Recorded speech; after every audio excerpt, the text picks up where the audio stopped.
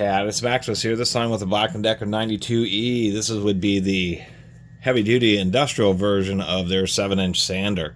They're basically, a couple things. Black & Decker has made some of the best portable electric power tools in history. They've made, but not all of their old heavy-duty stuff is the best.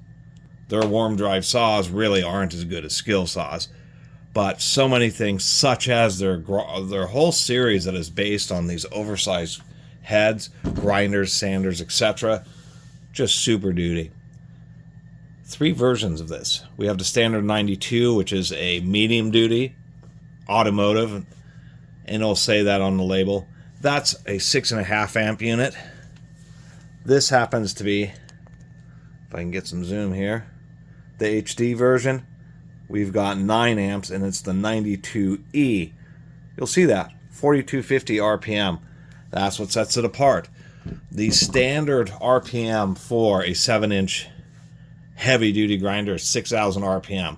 Although in the last decade or so, it seems that manufacturers have just really started pushing these 8,500 RPM grinders in the 7-inch class, and they're just not the same. The purpose of those speeds is those are really just tuned speeds. It's what, after decades of making grinders, manufacturers determine that's about the right speed for grinding to get both balance and productivity, as well as just not burning stuff up or over speeding things. And those 8,500 RPM grinders read about more wheels exploding. And if you try to use them for sanding operations, that is literally twice the speed as this. And you end up getting a lot of burning because you're just spinning the discs way too fast. Polishers tend to run the 2,000 to 3,000 or so RPM, sometimes 3,500. Sanders tend to be 3,000, 4,000 RPM, maybe a 5,000 RPM for smaller sizes. And then grinders tend to be 6,000 to, small 4-inch grinders are 10, 11, 12,000 RPM. But that's generally how it works. Polishers are slow, sanders are medium speed, grinders are high speed. Now somebody did put a grinding wheel on this. Actually was able to test this. This has a totally non-OSHA approved. This is really designed for sanding. So much so that it isn't even like a trigger lock. It is literally a push through.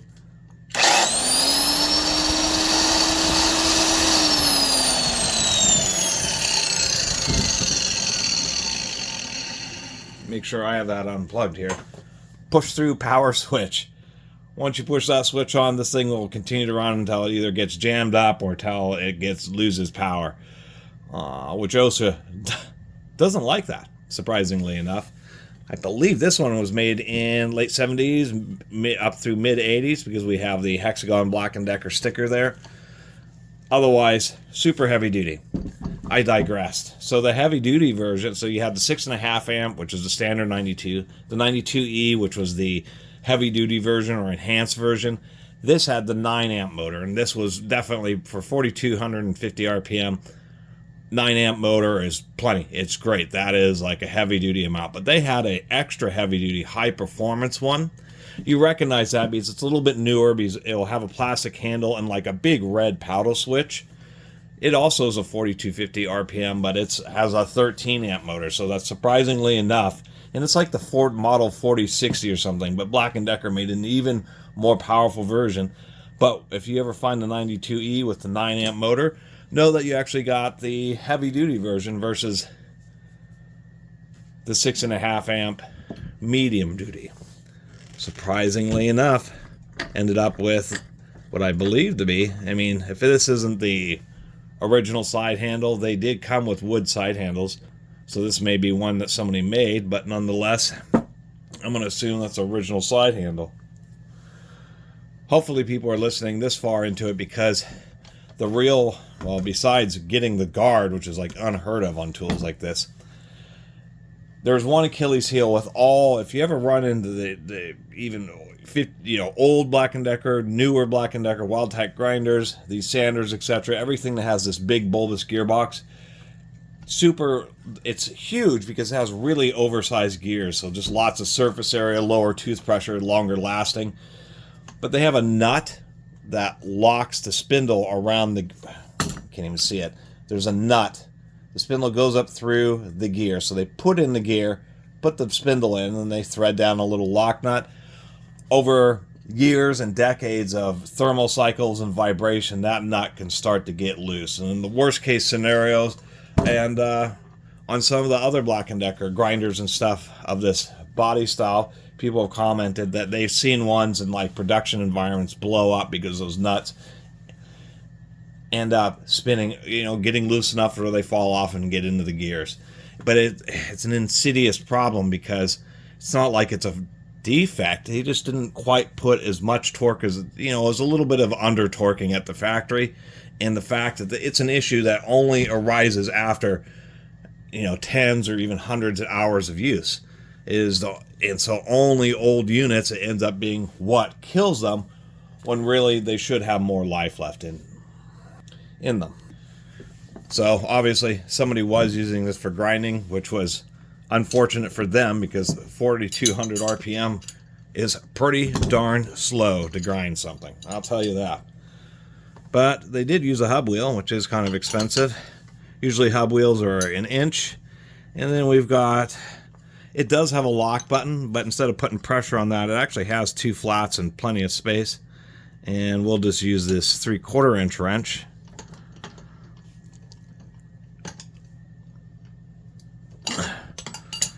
And get this off of here. This wheel has been on here for a while, and it's gonna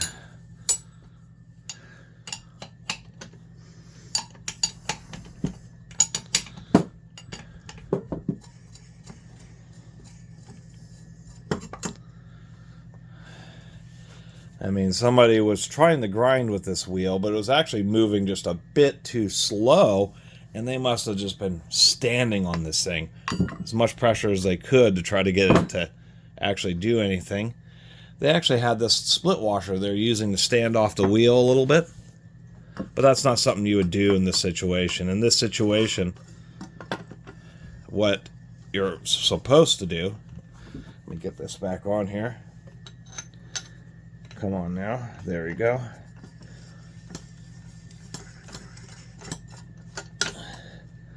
Is one, the spindle is still adjusted to the right length so it won't stick through the wheel, but you're actually supposed to have the wheel deeper set into the guard. So I did want to point that out. Might as well see if this lock actually works.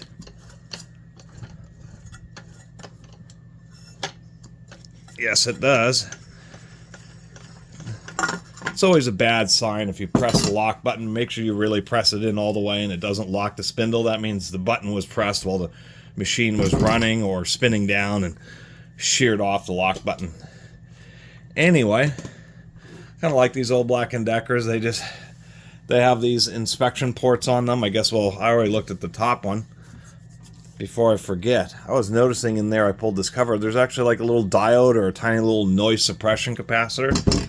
You don't run into that too often. Since we are going to be, unfortunately, well, not unfortunately, just what it is, replacing the power cord and opening up the gearbox so I can check the tightness of those spindle nuts. Get this out of here. Get this out of here. We are going to pull the brushes. Usually for me, it's, since you want to put the brushes in the same, direction when you pull them apart. Get this out of here too. You want to keep track of that, so I usually just do something like this where I just set the tool away from me and just one brush on the left and just keep it on the table and keep it organized. Classic. It's going to be billet brass brush guides with little machine brass covers. I've already done this on.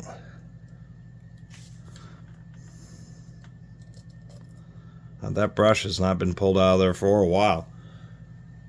This brush is actually still usable, still quite a bit of life left in it. And I assume that's an original brushes, considering that's the original Black & Decker cord. Pull out the other brush, and I'll flip it over, open up that inspection port. If I didn't mention, when you use a slot head screwdriver on these little brush covers, you really want to use the biggest and widest screwdriver that will fit, so that you don't, they're very brittle and they're very easy to crack apart if you use too small of a screwdriver. These either must have corroded or used an impact. Here's a little secret: if you have screws like this, which actually have quite a wide slot,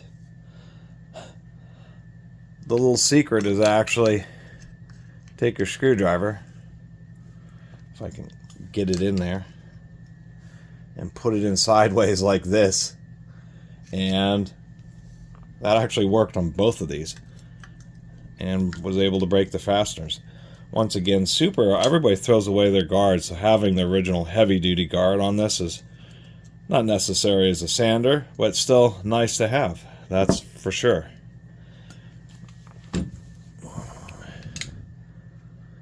This thing has probably never been off of this tool.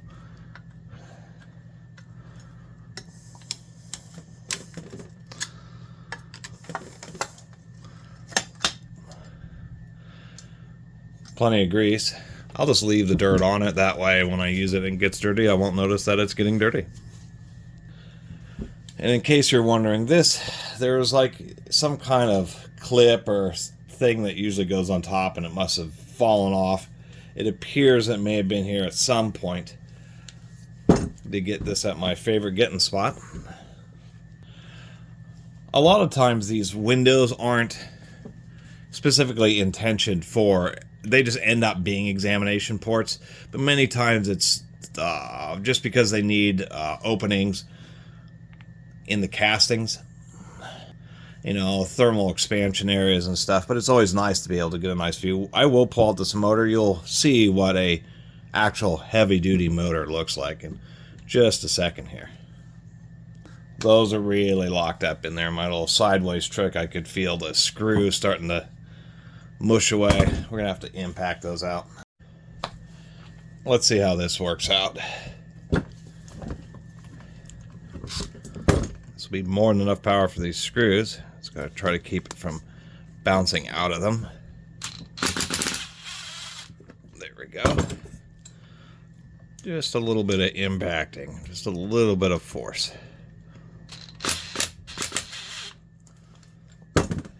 Surprising how a screw can be so tight. What did I just drop? And you can use an impact and it doesn't seem like you put much power into it at all. I mean, that screw is starting to mush out.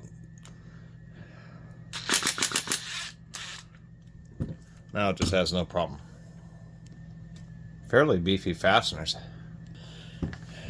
Now in power tools, it's always this rear motor bearing that has the first issues. The bearings in the gearbox, even the one at the front of the motor, since there's all that grease, oil finds its way and keeps it lubricated. But the back bearing only ever has the tiny amount of oil that it came with.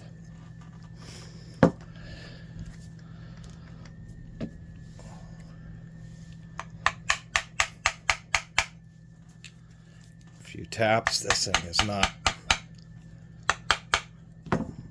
been off of here in a long time. This has definitely had some hours on it.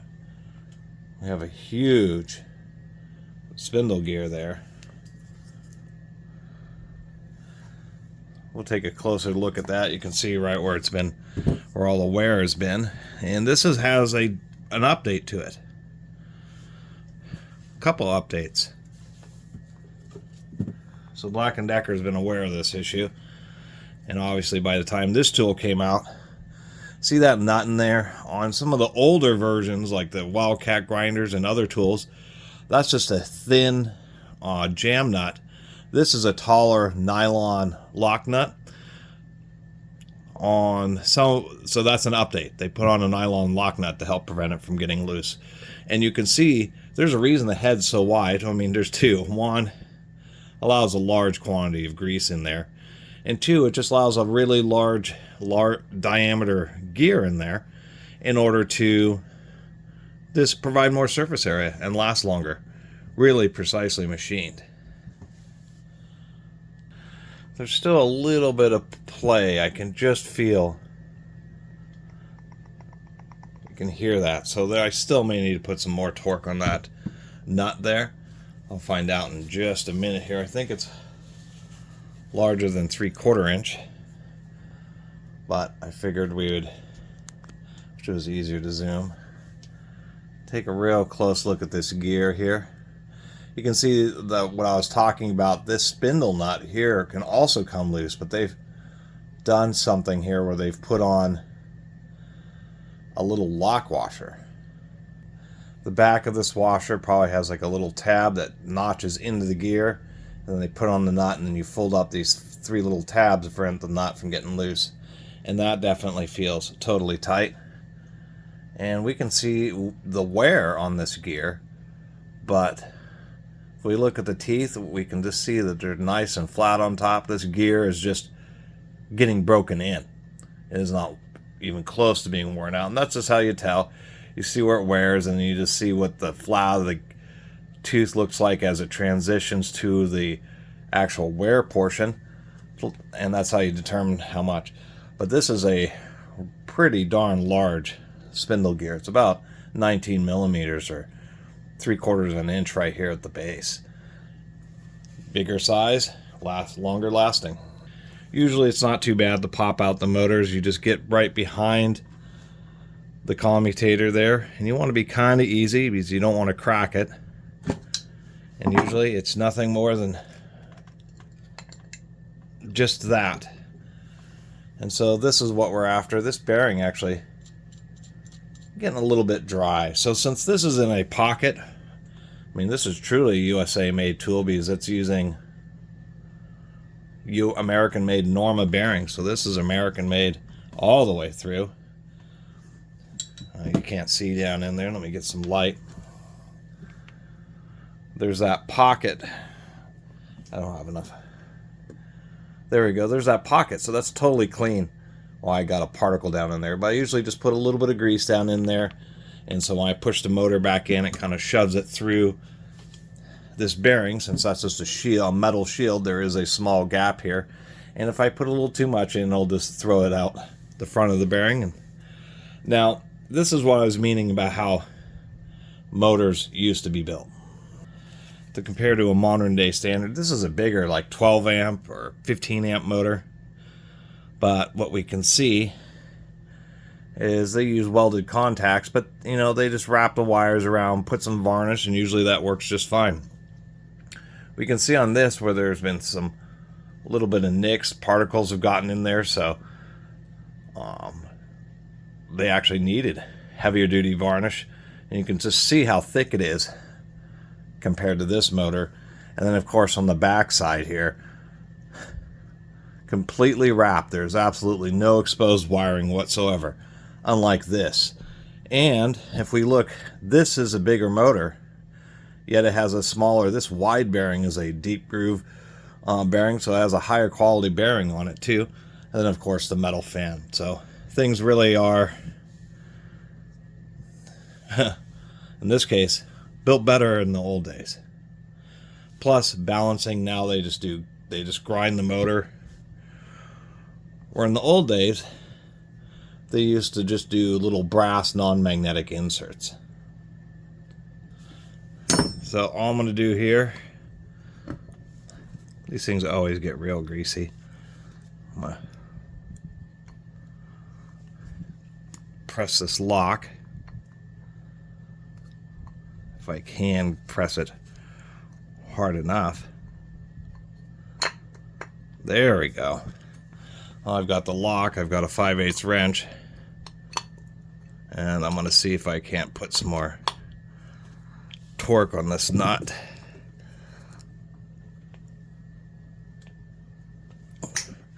No, that's obviously pretty tight, so this tiny amount of end play is actually wear on this bearing, since what it does is they have a needle bearing. They are designed to be easily replaced because they have a through hole, so you can just punch out the old needle bearing and put in a new one, which is pretty rare for angle grinders. Usually it's a blind hole that's drilled from the bottom, and you have to use a special needle bearing extractor.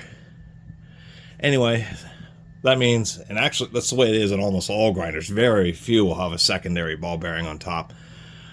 Means that this lower bearing just is starting to get some wear on it. But that nut was totally tight, and I checked the one on the motor. Well, you can't even see the motor, and it was totally tight. So that issue where those nuts come loose on some of the Wildcat grinders, obviously Black & Decker became aware of it and started fixing it up. At some point in the 80s, it seems that they made that change. So at least that's good. Black & Decker was aware of it a long time ago and just made that modification to have a big tall nylon lock nut in the gearbox, and to have this lock washer with another tall nylon lock nut on the bevel gear. And before I forget to mention, part of that heavy duty armature is also these field windings, which are fully wrapped and armored. Technically it makes it so the field retains a little bit more heat, but it adds a lot of just abrasion resistance and resistance to particles and debris that would come through. So this isn't a restoration video. One day I'll get into making those when I have just a bit better of a place to do that. I still live in a tiny apartment, and sometimes income doesn't rise as fast as rents do, especially in my area. Heck, they're twice as much now as when I first moved in, which is really special. Anyway, I'll have a mass. Believe me, I have plenty of old tools to totally take apart and clean up the bodies and clean out every bit and run everything through the ultrasonic cleaners. I got a couple of them through, promotional products, and so I take those products as this is a pretty finely machined diaphragm here.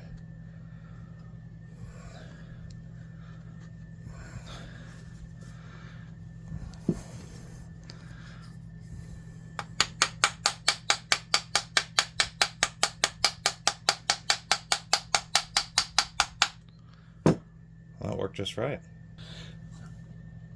I'm going to continue. The grease is still okay, so I just put a bit of extra grease in there to compensate for everything that has leaked out, and that'll be just fine. You'll notice that there's this retention plate for this front bearing to keep the motor from going in and out. It's due to the fundamental difference. Most angle grinders, the head is three pieces. You have the diaphragm, you have the main gearbox, and then the spindle and everything is a separate plate that's bolted onto the bottom. This is two pieces, making it stronger, more rigid, holds its alignment better, all that kind of stuff, but they don't have a area to really support the bearing in the front part of the gearbox, so that's why they support it like this in the back half, and then just have really precise machining once again. Even though I'm not totally cleaning it, you do really want to make sure that you wipe down those mating surfaces so there's no particles or anything in there that's going to prevent it from not seating properly. This thing is actually surprisingly well machined. It is not the easiest thing to actually get this together. As a matter of fact, kind of hard to do in camera, but I'm going to put in the screws to help kind of keep it straight while I try to tap the gearbox on, but it is actually a pretty tight fit. It's one of the other little tricks is if you put in the screws, in this case it was just two of them, kind of keeps everything straight so you can tap and get it to seat back in. But the machine work is fine enough, or is high enough tolerance that if you tried to disassemble it when it was hot, it probably wouldn't come apart because everything would be expanded and extremely, extremely tight. So you need to wait for everything to cool off. But when these heat up, that grease starts really releasing the oil. I mean, that's how it keeps these things last, but sure are a dirty tool.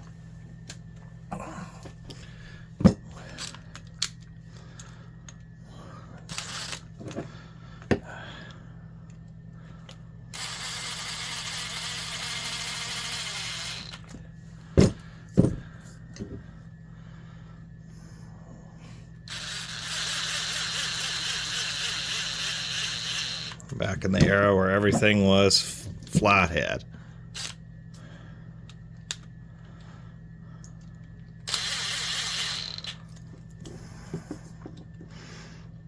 We won't put these in too hard. It didn't take that much to actually get them out, and then I'll just double check by hand with the normal flathead screwdriver.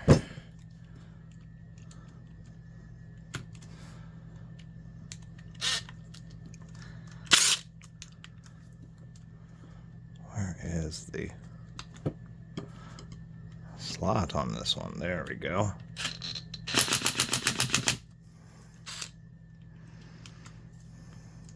And get this one.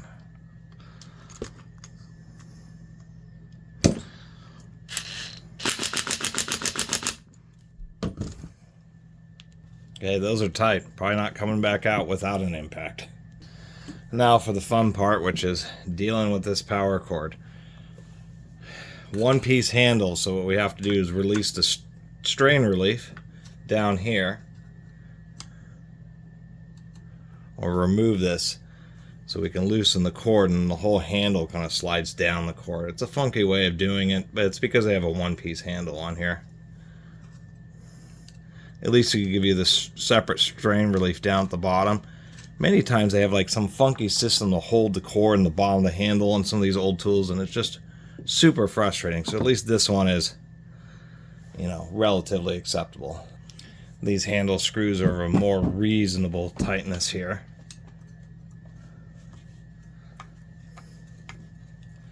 And you want to be careful pulling this apart because you don't want to yank on the wires that are going to the motor. There actually appears to be some kind of a gasket here, maybe as an anti-vibration thing.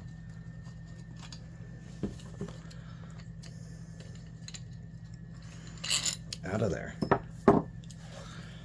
Let's get a little zoom going on. And yes, that must be it's like a little flexible anti-vibration gasket. Not sure what they have going on here, but the wires are, I don't know if these are just either fusible links or just a way of protecting the motor wires by having them be secured. This switch, which is a C&H made in USA, is screwed into the handle. So once you get it open like this, I guess you kind of tilt it up, kind of like that, so that you can get in here. Well, that wire is really jammed. And remove the two screws that are holding the switch. I'll have to give a new strain relief. This one had been compressed against this wire. It's actually not over molded. It's just, you know, when you spend 40 years compressing a piece of wire, it ends up kind of getting jammed. Super weird kind of system here where they have, it's captured by the push. See, there's the little rocker lever right here, and how you actually get it apart is when you screw it all down, it pushes it just far enough to where that works, but when you loosen it up, it's just enough to pull it away, to pull out this rocker switch, or this push button switch, which is captured by this loop, and then you can pull the switch out. So it's pretty interesting. We did see that this tool is indeed 9 amps and proper heavy duty. What do we have? 16 amps at 125 volt, 1 horsepower at 125 volt continuous, with actually 9 amps, a little more than 1 horsepower, but nonetheless 9 amp tool, 16 amp switch. So overrated by more than 50%. That's overrated by like 85%. That switch is capable of nearly twice as much power as a motor draws to ensure that it won't burn up. They really don't make them like they used to. Anyway, it's going to be exciting trying to, of course, paying attention. We can see that it is a 2 poles on each side. And there must be some type of like safety reason or something, but this switch has 2 poles. It's like 2 separate switches, on one on each side. But they have one wire coming up on the top and the other wire coming in on the other side from the bottom. So it's kind of like crossed or diagonal rather than like the input wires on one side and the output wires on the other, and there must have been some reason for that. And indeed, these were a little bit loose over the years of this thermal cycle, so it gives you a chance to tighten those up. So now is the fun of stripping the cord. I probably won't strip it quite as far as this one. That was kind of unnecessary. They probably only needed, maybe this much space to get around the switch. And I'm realizing that this guarding on the switch here is to help prevent the wires getting chafed when you're turning it on and off. But I may still add an extra layer of insulation. Anyway, I'm going to get these stripped and get it put back together. Getting through this. What I don't, they should have made like a little undercut, so the little, this little, for some reason I'm at a loss. This little flange here could actually sit in there instead of have to cut this off. It's just pure compression. Anyway, what I'm going to do, trim this off, there's a really wide surface that it squeezes down onto, but I'm still going to put a little zip tie around the end of the wire just to prevent it from wanting to pull out. And there you have it. I cut part of the video of reassembling. The only about these old handles and the wiring, that's always a little bit of a challenge. The way the wires came up through, I need to put some insulation on them, and it was just a bit of fussing it was a lot of fussing. The way that this pin goes through that loop and you got to kind of push the switch down, it turned out that it was kind of challenging, because as you try to position the switch and line the screw holes to screw it down into the handle, which is hard in that tiny space, this button wants to slip out of it, that little fork, and then the switch won't screw down because it gets jammed into it, so you got to fiddle around with that. And it turns out it was just a bit more fidgety than I was expecting. The strain relief thing worked. I pulled out the wire a little bit, put that zip tie on just to help prevent a pull out, and then the strain relief still was a larger diameter than the hole that was through here, and so this is just doing its compression thing on the strain relief. This is actually a Milwaukee strain relief, so it's a real nice one. We're not worried about the wire pushing in, we're worried about pulling out. So between the friction of this and that zip tie, I'm totally not worried about it. So finally, it takes a bit of effort, and that's why people, toss tools. They say, well, am I going to spend an hour? I mean, if you're really going at it, probably takes you about 30 minutes to do that. Go through the, re-grease the gearbox, deal with the wires, maybe 30 to, I would say, if you're really going at it. Otherwise, maybe an hour or so or more. And people just say, I just don't want to deal with it. I'll just get a new one rather than restore something like this. Nice thing about these old tools is the big deal about the old, at least there are lots of old, like American General Electric and all sorts of cast aluminum power tools and drills. A lot of them suck. But the thing about heavy duty ones is there's a lot of mass in aluminum, and it acts as a heat sink. So the fan isn't just trying to cool it by drawing air just through the motor, it's also cooling the housings and everything else. And one of the reasons these things last so well. So anyway, got it all together, a little bit of grease in the gearbox. We don't have a wheel on it right now.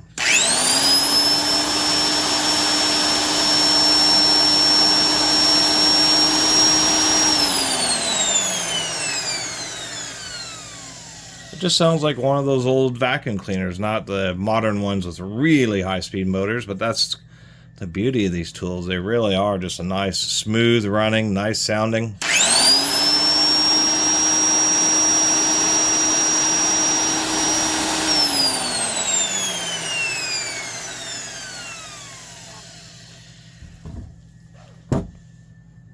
And well worth the effort, and actually really glad to have picked this up, because at least I was able to see that Black & Decker had modified the gearbox to put on that little special bent tab lock washer for the motor spindle nut, and there was a nylon tall lock nut, and how they upgraded the short, I guess it would be a half-height jam nut that's in some of the Black & Decker Wildcats, where on this version where we got modern enough where they started painting the gearbox, that they upgraded that to a full height nylon lock nut.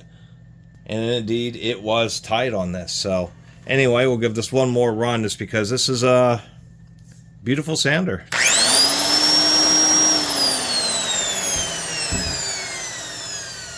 Unplug it before I get myself into trouble with this non-OSHA approved switch. And it's nice to have one of these things. It is, you know, all these modern grinders, they just have you run them fast, but it's something to actually have the proper tool for the job. And having something at 4250 is really perfect for sanding and for polishing if you need to do some, I guess, you know, if you're working with aluminum, polishing aluminums and stainless steels, that sometimes you do want a little more speed, but maybe not as much as what an angle grinder gives you.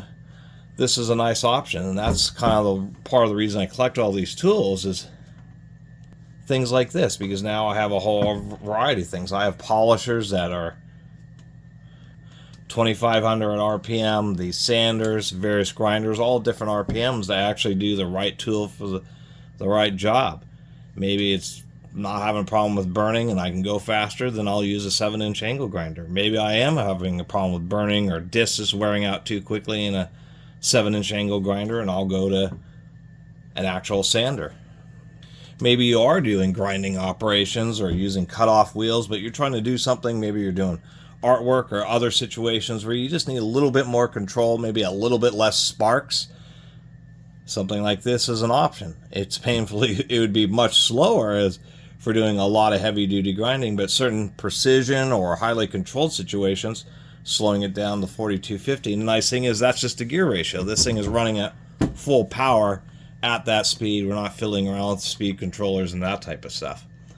So anyway, a long kind of review and service video of this Black & Decker 92E.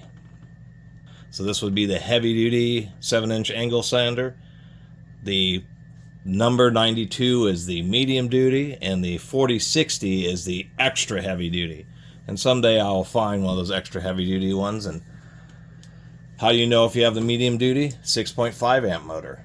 Heavy-duty has the 9 amp motor, 13 amp motor on the extra heavy-duty, and the 13 amp one is newer, has a plastic handle with a big red, you know, 4-finger trigger switch. Anyway, appreciate everybody's been watching. See you next time.